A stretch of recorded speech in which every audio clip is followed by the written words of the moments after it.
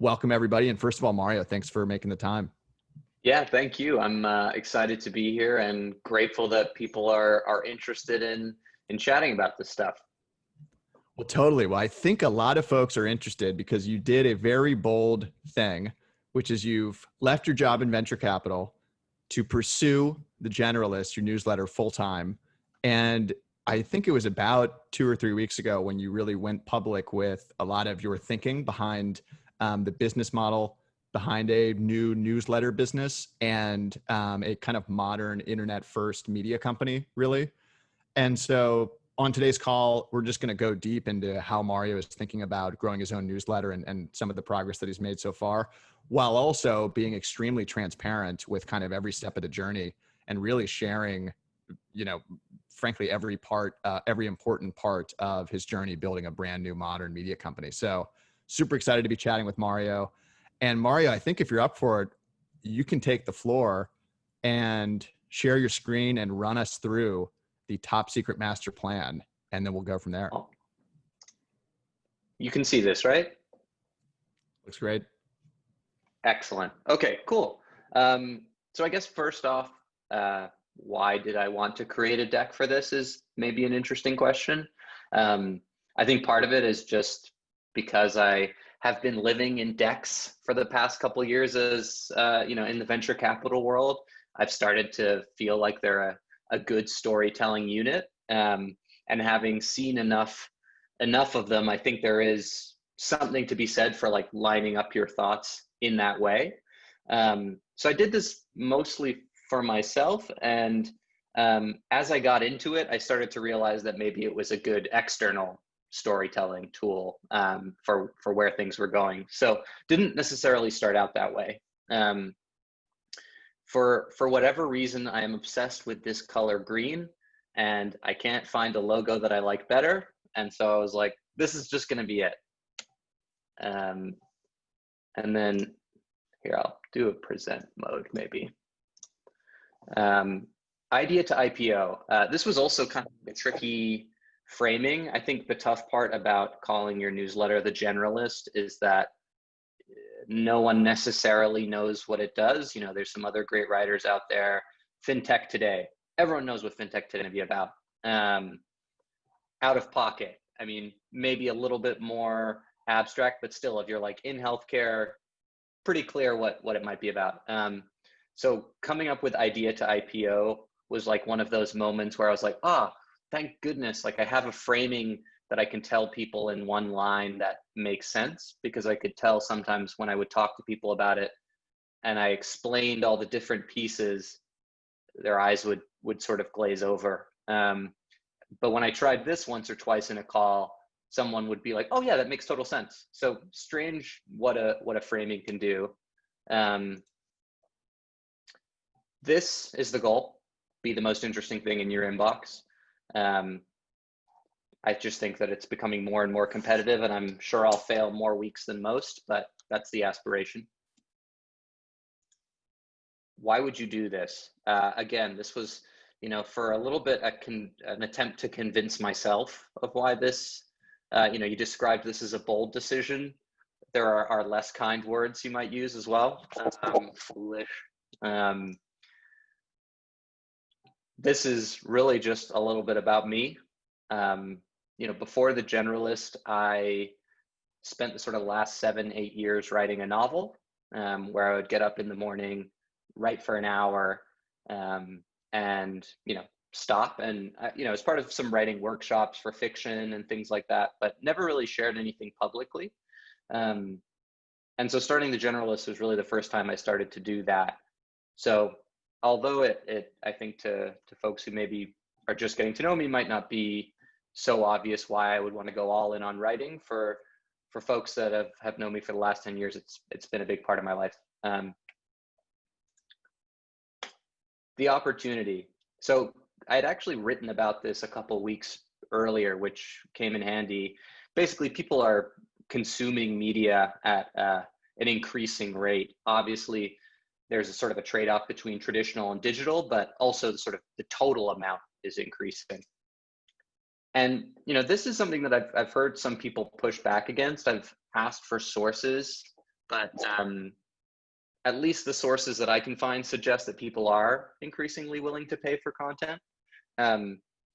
It's interesting to note that this is from the World Economic Forum, and it's asking people if they are more willing to pay rather than has payment increased. So there's the potential that people overestimate how much they're really willing to pay for, which is a concern I have, but more of a broader question. And then this is another sort of piece of it, which is all of these tools have exploded over the past couple of years that allow this single personality to extend themselves. Either it's increasing their efficiency, it's giving them new channels to communicate, it's giving them the ability to build a community, which is obviously much more scalable.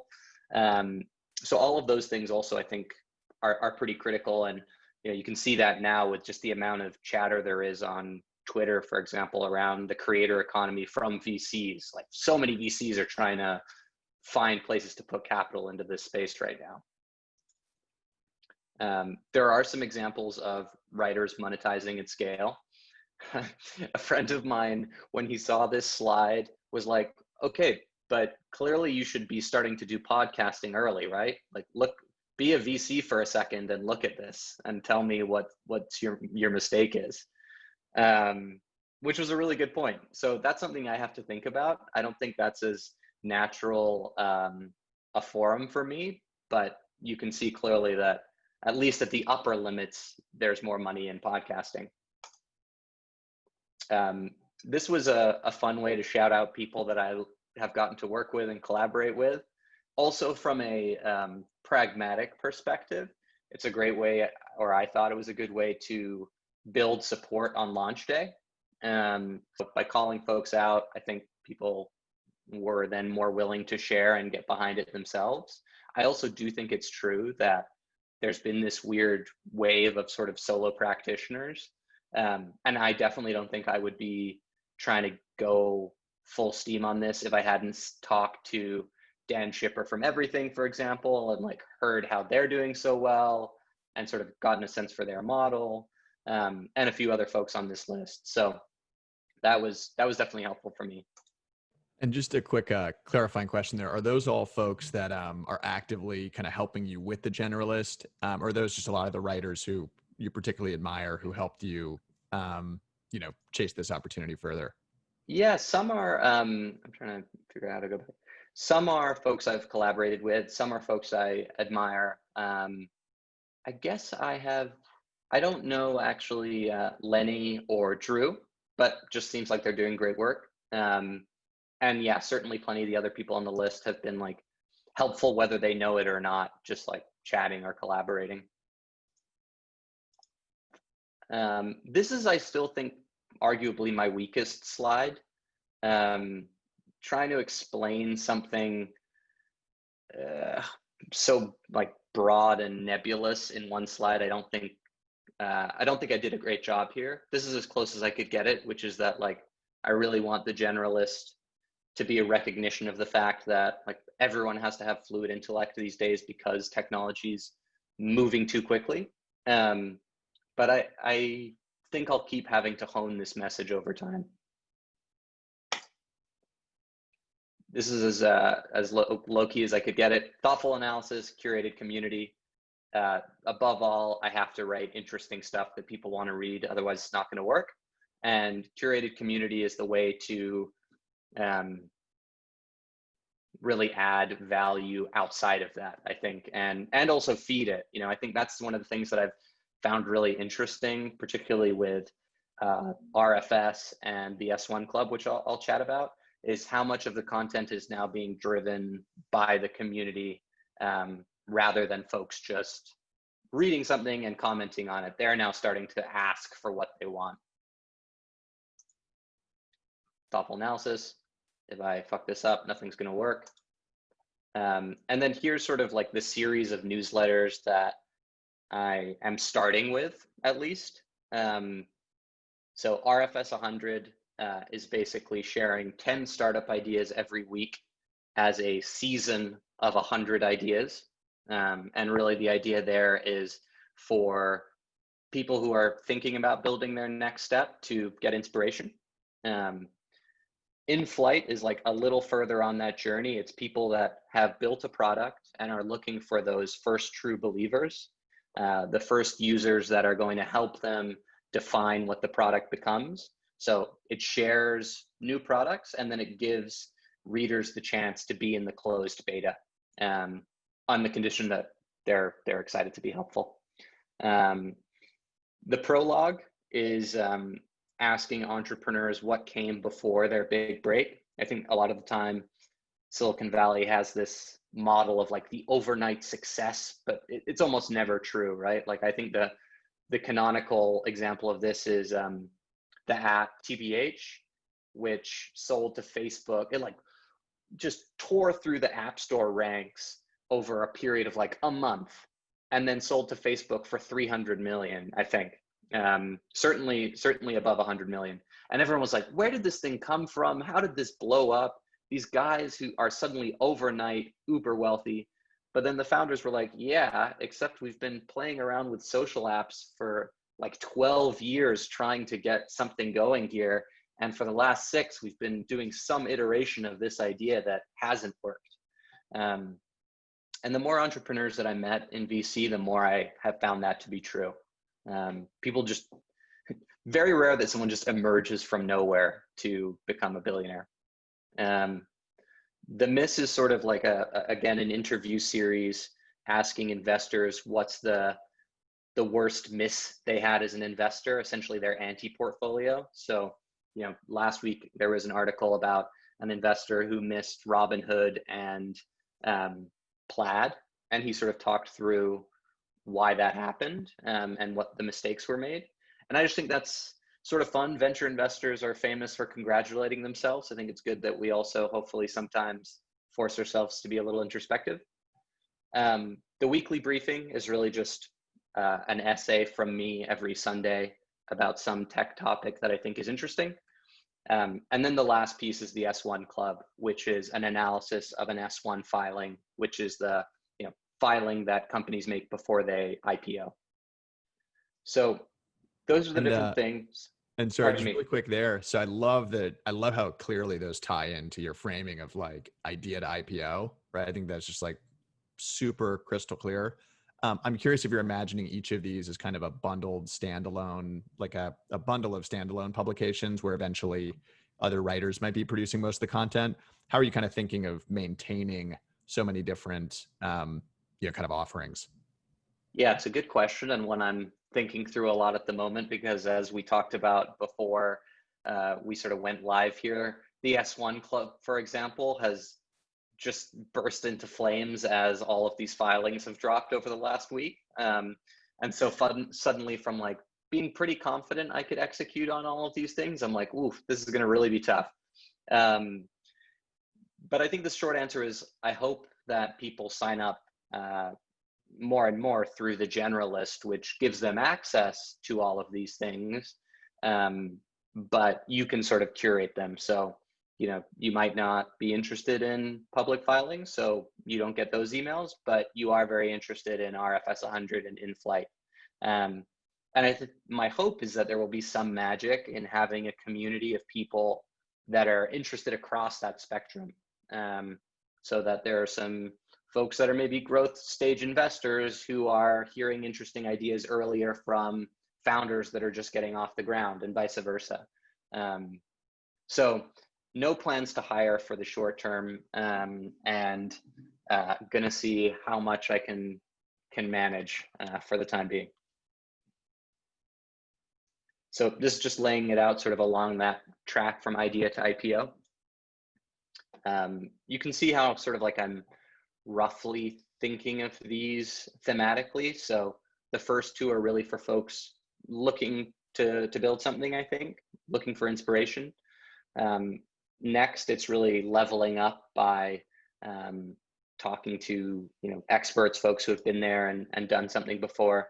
And then this is, I would say, the least clear, which is deepening understanding, hopefully some original analysis from me that's useful, as well as really going deep into these public filings, which I think is fairly rigorous mental exercise for readers. And I think, it's sort of undersold as a pedagogical instrument.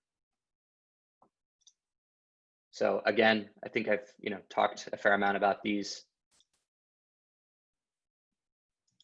just grouped according to sort of those thematics.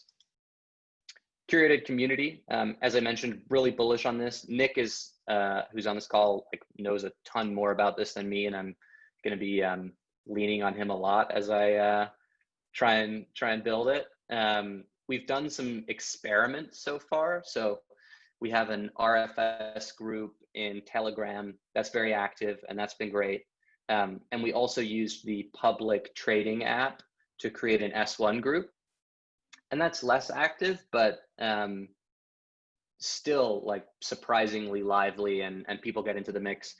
What I really want to build is something that sort of takes those different groups and different experiments together into a single spot, and then try and find ways to add value and also get out of the way. So add value by doing these sort of different events, some stuff that's a little bit more bespoke, and then get out of the way by pulling teams together who are excited to work on something, maybe providing some guide rails and some guidance, but then really letting them do what they want to do with it. And so with the RFS 100 Club, like that's where things are really heading, where we have this Telegram group, we share 10 startup ideas a week, and then towards the 70th idea, the 7th edition, let's say, members started writing in saying, we should start trying to build these ideas, or at least like take them further than this paragraph or two description.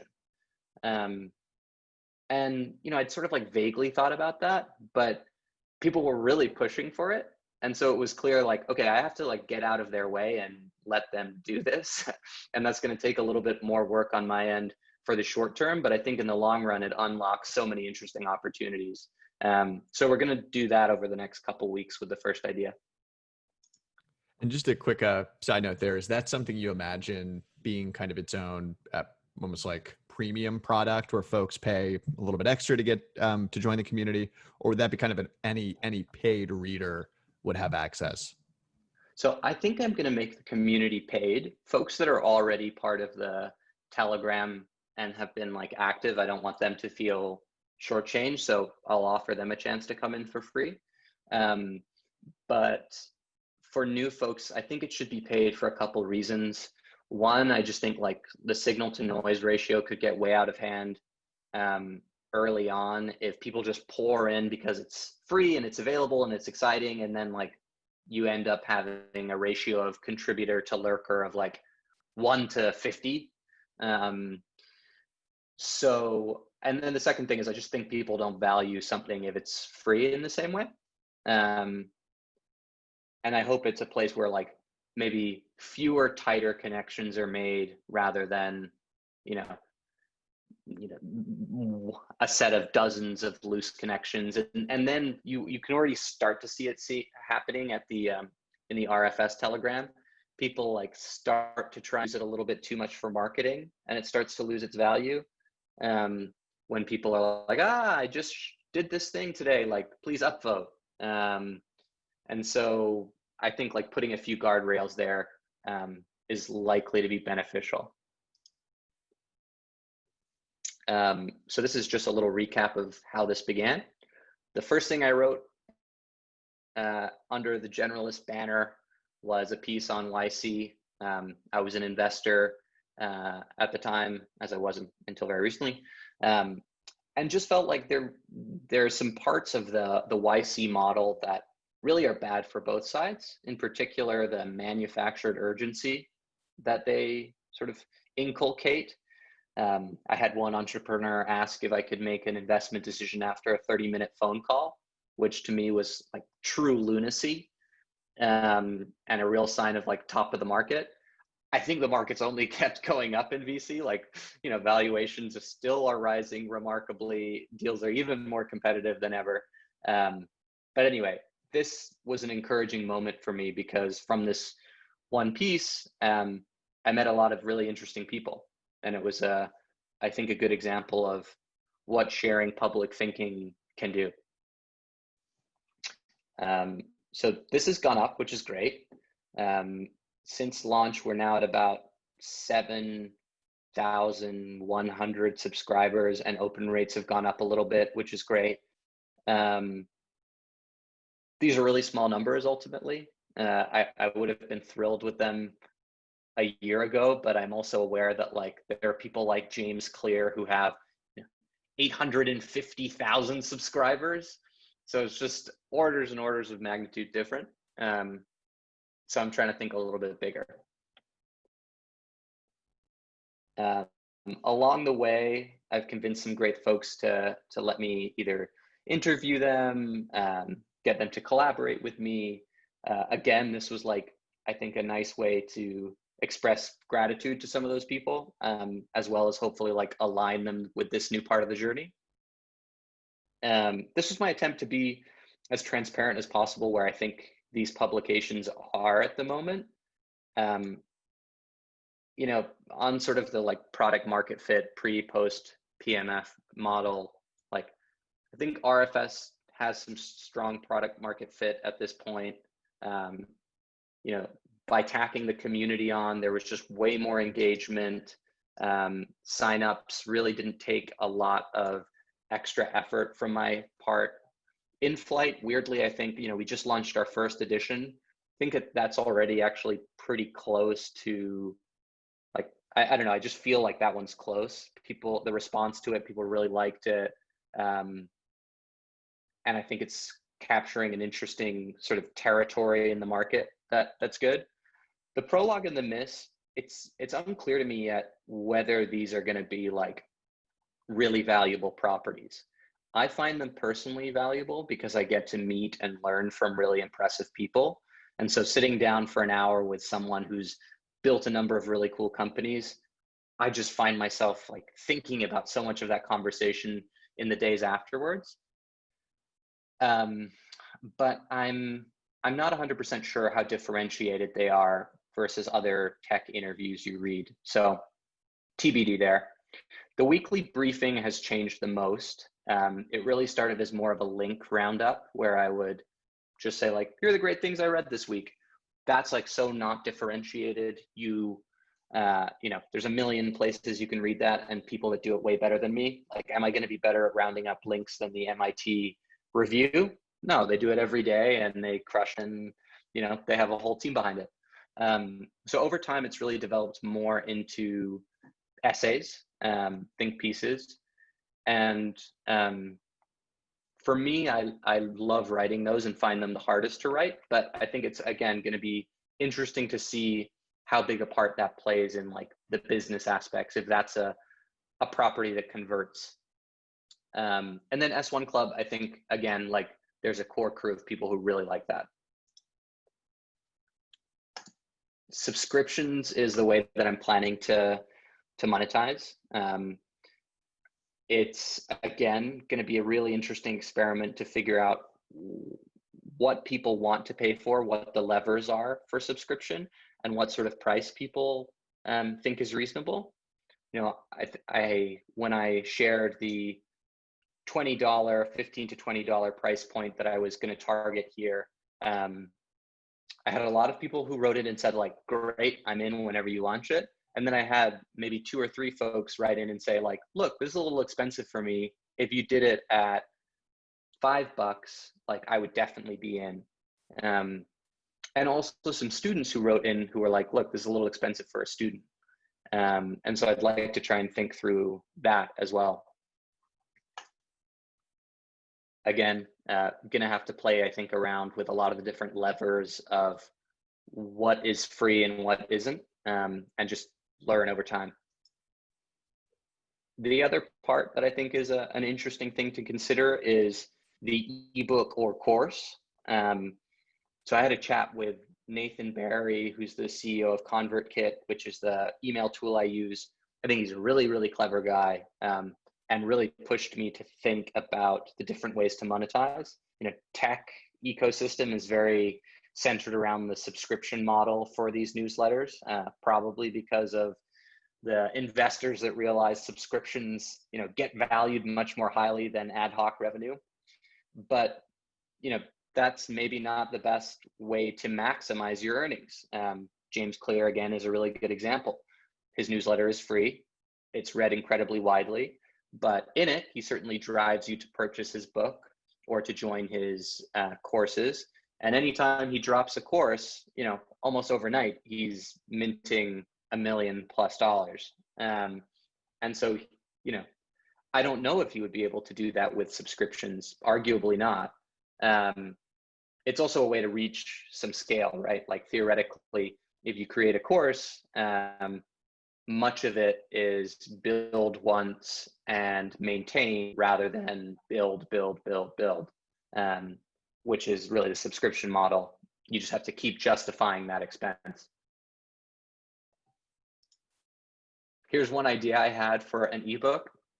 I don't know why, but I feel sort of morally opposed to writing an ebook, which I might have to get better about. I think it's because so much of the design and language that people try and sell you ebooks in feels very schlocky and very sort of like, I am selling to you aggressively now. And I assume that's because it really works. But I don't think I'd feel very proud of myself to do that. So I'd like to try experimenting with something that I think is definitely valuable. Not try and use dark patterns to like get people to upgrade to strange prices, and price it reasonably and see if that works.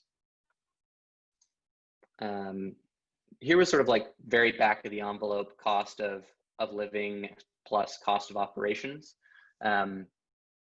I was really conservative with what I considered to be the monthly subscription. I expect to start out with, I'll give sort of my first signups a bit of a discount, and also potentially an annual discount. So pegged it at $12.50. Stripe will take a cut. MemberFlow or Pico, whichever I end up using, will take a cut. And then there's a series of other subscriptions that I use to, either send the newsletter or create graphics and all those other sort of things. So excluding my own cost of living, which, unfortunately being in New York is higher than I'd like it to be, I could break even at 96 subscribers, I think, or, around there. I could start to just about cover my costs at around, 500 plus. And, the old truism of finding 1,000 true fans, I think applies, which is, I think this business gets really interesting and, long-term sustainable at around that point. Here's some of the tools that I've been using. ConvertKit, great for sending emails. SparkLoop, I haven't used yet, but it's what I'll use when I try out a referral system. Canva for my graphics, Webflow for the new website. I use Product Hunt, their premium upcoming sort of, what is it called? I think it's called Shit, to pre-launch products. And it's actually an interesting way to get some subscribers trickling in. I pay for LinkedIn, pay for Zoom. Card is what I use for my current websites. Pay for Typeform, Superhuman, et al. And then I have a lot of domain names for things that end up being an icebox of ideas where I'm like, all right, I bought thecreatorconference.com this week. Like, would love to create a creator conference at some point, but don't think it's likely to happen super soon. How will I grow? Great question that I'm still figuring out. I think above all, hopefully some quality analysis can shine through, at least what I perceive to be high quality. And people are welcome to give me feedback of how I can get better. People have seemed to like it. Here are some folks who did. Sort of additional validation was getting some good publications, I think, to let me write for them. And these are, going to continue happening. The other way is like really be experimental with new forums, mediums, channels, just because I think you don't know what's going to pop off randomly. So honestly, this projector deck was an example of that, of like, cool, I don't really know if anyone wants to read a 62-page deck, but let's see. Other things, we're trying to play around with video, making like more thoughtful threads on Twitter, or again, what I perceive to be thoughtful, sort of like a narrative that is told over threads. I think it's actually a very fun storytelling exercise of like, how do you distill an interesting piece of narrative nonfiction into this set of strange parameters, and then also play around with some new mediums. So I tried a screenshot essay a couple of times. Sometimes it seems like people like it. Sometimes I think they don't. Maybe at some point I will try TikTok. Honestly, it seems very, very intimidating. And I don't think I have much of a skill set for it, but I don't think there's anyone in VC doing a great job leveraging TikTok. So someone's going to figure it out. It probably just won't be a 30-year-old, bookish white guy. So someone else will figure it out. The other way is publishing and republishing. So this is, again, something that Nathan told me from ConvertKit, which is that, one of the big success stories he cited, and I forgive me, I can't remember the writer's name, really leveraged republishing on LinkedIn to grow an audience. Like LinkedIn's algorithms, I think, are hungry for native content, for one thing. And, it's just a different audience there that maybe people don't tap as much. So that's something that I want to be conscious of and try and maximize the reach for different articles, remixing them slightly each time, and bringing something new to the equation, but recognizing that there are different readers or consumers at each point. So for an example, the S1 Club takes I don't know how many hours, takes a lot of time, sort of leaves a bunch of interaction on the table to just publish it and not do anything else with it. Like, you probably want to turn that into a Twitter thread that's pretty detailed and give that a chance to bring new people in. Marker is a great publication that has published some of my S1 analysis in the past. So that's another place. YouTube, LinkedIn, et cetera, et cetera. Who's behind this? Me. Happy to answer anyone's questions.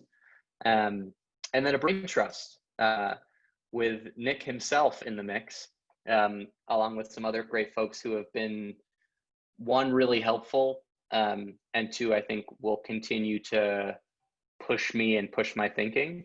This was really an attempt to build some accountability for myself. I think writing is such a solitary endeavor a lot of the time. And it's easy to get focused on maybe some things that don't even matter, right? Like, I've seen so many people posting about like, man, I hope I get to 10K Twitter followers. Help me reach that.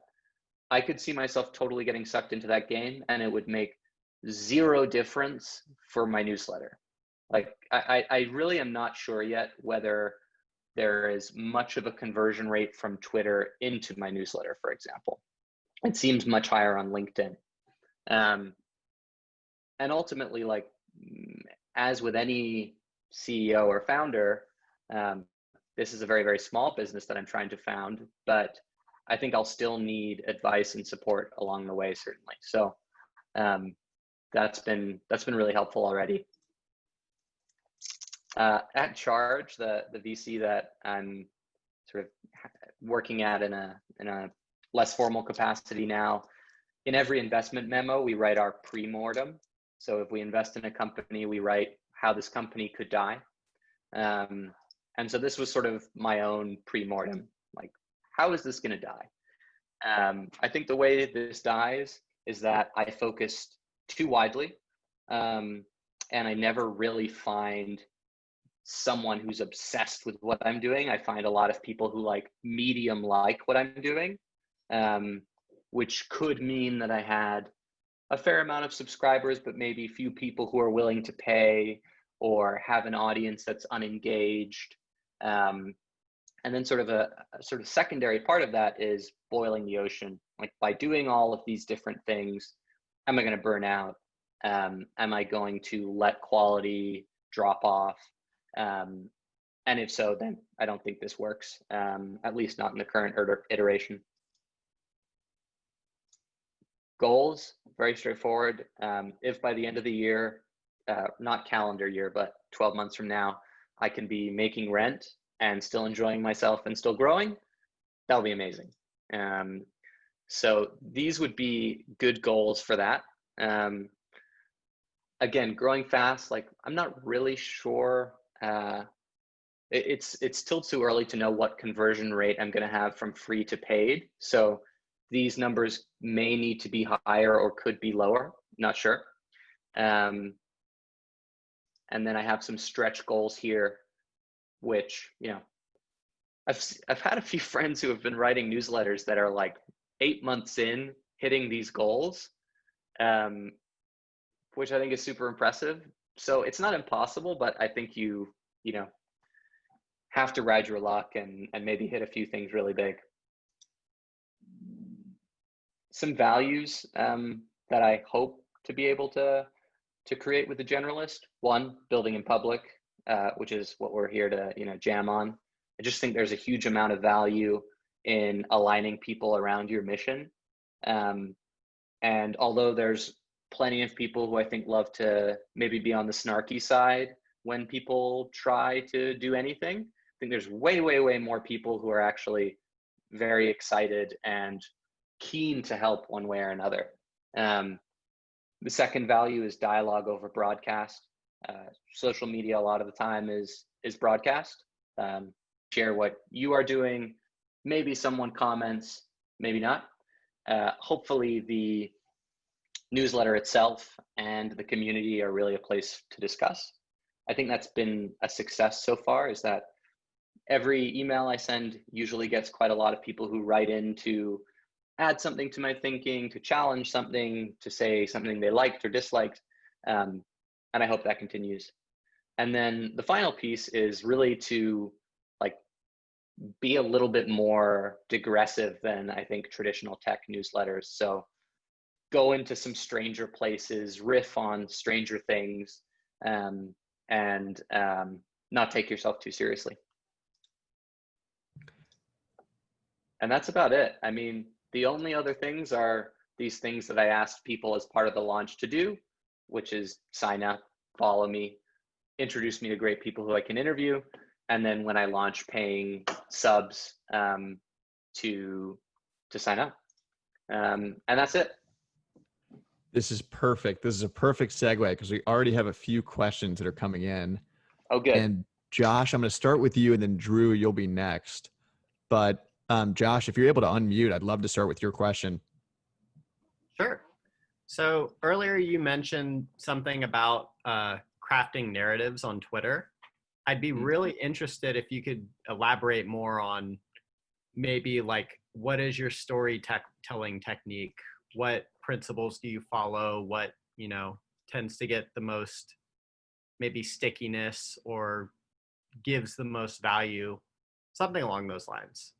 Yeah, for sure. So I have been experimenting quite a lot with it. I launched this initiative called 30 Days, 30 Threads, where I said I was going to write a thread a day for the next 30 days. And I'm sort of regretting it in the sense that it takes more time than I expected. But I have, I think, started to realize a few things that work and a few things that don't. The things that I found work are jumping onto something that's trending. So the 2 threads, excluding this launch announcement, which I think was sort of a little bit exceptional because I can't repeat it every week, obviously. The 2 ones that really popped off were one about Jeff Bezos when he was testifying in front of Congress, and it was about his childhood. So I think it was a topic that people were interested in because of what was happening that day, and it was an unexpected look at it. And then the second one that really performed relatively well, and again, performed for me is if 1,000 people like it, I'm like, oh my gosh, that's insane. The other one was Fortnite and the origins of Fortnite, and that I wrote that on the day that the sort of free Fortnite hashtag happened. So those are the two that worked the best. Other experiments that I think have actually been pretty interesting is one, I just did like a compilation of quotes from Lincoln, who I happen to love. And that took very little time and was very enjoyable, but people seem to like it, albeit at a minor scale.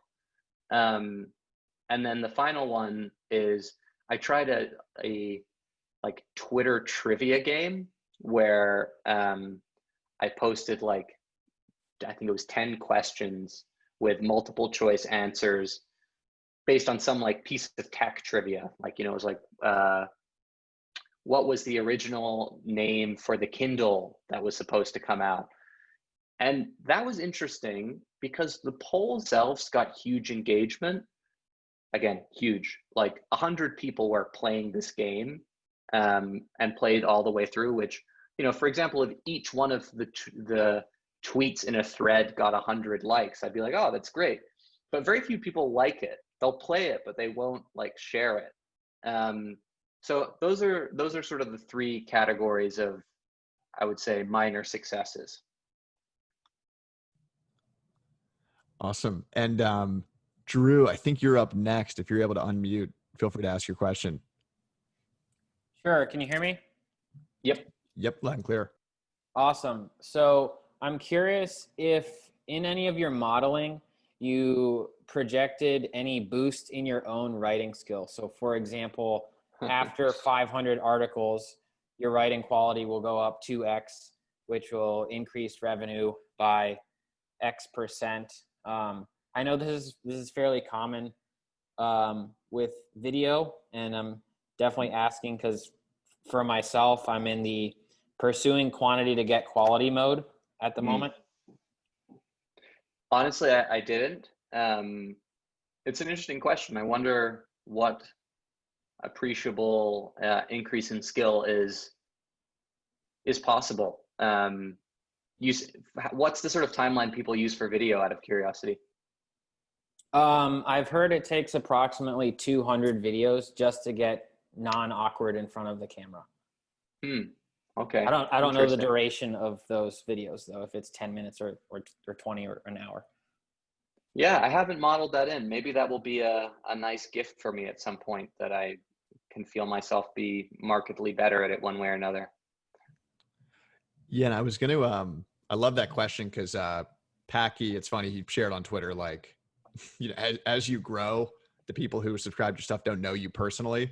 So you may be the coolest person in the world, right? But they only know you from your writing and content. So if that flops, there's just like no patience.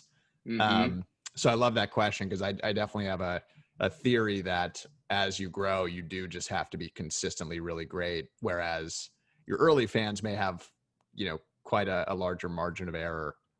So it's a cool thought experiment to run. Yeah, especially once you get an influx, you kind of like, if you get a bunch of people sign up in 1 week, I think there's extra pressure on whatever the first thing those people read is. Yeah, totally. Their first real impression of your work. Yeah. So we had a few questions that were submitted beforehand that I'd love your take on. So like what I think is really cool with what you're doing is you built this kind of brain trust of people who are supporting you, and some folks you've interviewed and they've shared your content with their audience. Some folks are just kind of trusted behind the scenes people just helping you with advice and strategy.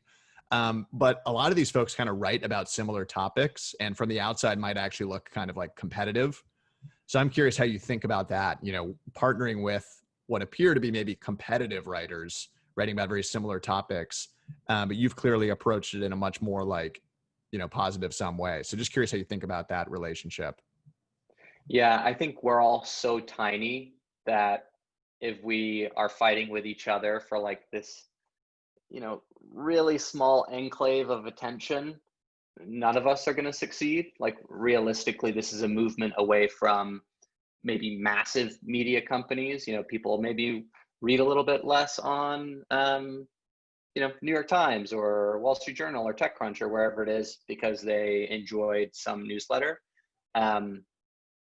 I don't know. I think there's much more to be gained by us sort of collaborating and working together than, um, yeah, keeping those people too far apart. And it's ultimately great stuff comes out of collaboration. It always helps me, especially at this point of my journey, to like level up my learning and all those other sort of things. So, um, yeah, I'm hopeful that is true. We'll see if that doesn't end up holding. Totally. And maybe this is somewhat related, but obviously you've been very transparent with kind of what you're thinking with the Generalist, and obviously a theme of this call is kind of working in public. So I'm really curious just to hear kind of your rationale of why sharing your progress openly is kind of advantageous, not a liability. Just curious what your kind of rationale is between being, around being very transparent. Yeah, I mean, I think a few different things. One, I think you build supporters that way more effectively. I think people respond to vulnerability.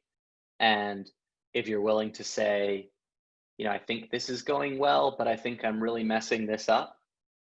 I don't know. I think people like to see that, at least in my own life. If I see a creator or indeed sort of anyone sharing that, I feel a kinship that I think can make a difference. Two, I think by surfacing problems publicly, you get solutions. So last week, for example, I shared my highs, lows, and lessons on Twitter, and I mentioned that I was not really sure what to do in terms of incorporating the Generalist. I haven't done that yet. And I had a bunch of people write in and be like, you should do an LLC, or you would only do a C corp if you needed XYZ. And I would have figured that stuff out for sure. But it was really nice and awesome to hear it from other people, and that they were willing to chime in. And the third thing is, I think it just like simplifies your life a ton. One of the things when you have the moments of your worst self that feels envious of someone, or you feel like someone's going to take one of your ideas.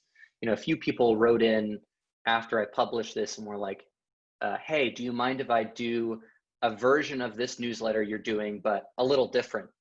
And there's a part of you that's like, no, don't do that. Like, I that's my idea. But as soon as you share it publicly, you're like, well, everyone has the same information. Of course, just go for it. Like, it'll end up being different than I would make it. It'll be better in some ways. It'll be worse in other ways. And, as long as you're not ripping someone off, it's something that's new. So it I think removes the ugly impulse to keep, things that you feel ownership over too close to yourself. Yeah, I'm curious. And it seems to me from the outside that like you going very public with kind of your plan, I mean, looks like, 50% growth, Twitter doubled. I mean, it seemed like you got this incredible response. I'm kind of curious what the biggest impact so far for you have been, being so transparent. I think most fundamentally, like a greater sense of internal peace. I think getting to share what I'm up to full time, like, was a big weight to be lifted, rather than sort of juggling the investing stuff with the writing. And those time is zero sum. So, sometimes those things are in conflict. So there's a great sense of peace in that. The support that people gave across platforms and in messages was like really amazing, and I think made me feel like maybe I am onto something and it could work potentially. And then the last thing was just like how many people asked to help, and that's both was really lovely, but also quite tricky, because it made me realize just like how limited I am in these different ways. Like, I would love to find ways to build extended teams more effectively, because at the moment there were like a bunch of smart people, especially like younger college students, who were like, I want to do it for free, just let me work with you. And I just don't really have the ability at the moment to even like give someone good instructions to run with, or manage them in any sort of way. So yeah, again, coming back to community, like finding ways where I can step back and get out of the way would be cool too. Yeah, I love that. I know we're coming right up on time, but we had two more questions that are along those lines. So how do you think about, maybe I should reframe this a little bit. If you were kind of starting from scratch tomorrow, obviously the Generalist has been around about a year, but if you really were just kind of launching now, and you were starting to think through how you might kind of go about building a newsletter and a really big following, what are some of the surprising things you've learned that if you could go back, you might do differently? It's kind of what advice might you give to yourself 12 months ago if you were just truly getting started? Yeah, I mean, the best advice I got early on was I'd written, maybe 5 editions of the weekly newsletter. And this friend of mine was like, this is good. You just have to make sure you don't stop. And I was like, yeah, okay. But he was like, no, for real. Like, I've had so many friends that start something like this and they run it for 3 months and it does well, but they just get tired of doing it. Or, they miss 1 week because something comes up, and then they miss the second and the third. And then eventually you realize, I can live without this.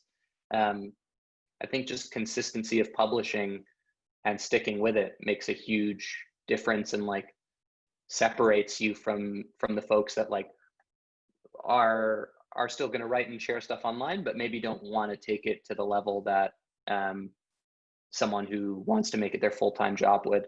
And then the other like more tactical things I would say are, I think I should have started sharing publicly earlier. It's harder to share publicly the earlier you are, I think, because people feel embarrassed to say, I have 10 subscribers and I went up to 12, when instead of, I have 1,000, I went to 2,000. But I think it would have been really beneficial to me. So I wish I'd had the courage to do that.